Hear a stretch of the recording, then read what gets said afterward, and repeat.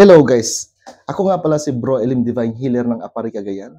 At ito nga pala ay ituturo ko ngayon sa inyo, Valentine's special, regalo ko na lang sa inyo guys.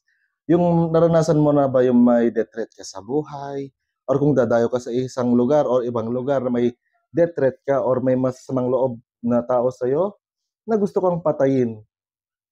Ito, ang ituturo ko sa inyo, simpleng ritual gayuma para sa masasamang loob.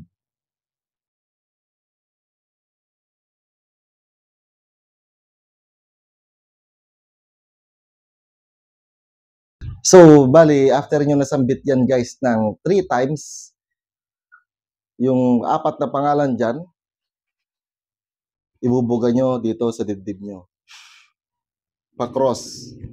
So, ayun, magiging ligtas ka na at humiling ka na sana maging ligtas ako sa lahat ng pagkakataon kahit saan man lugar.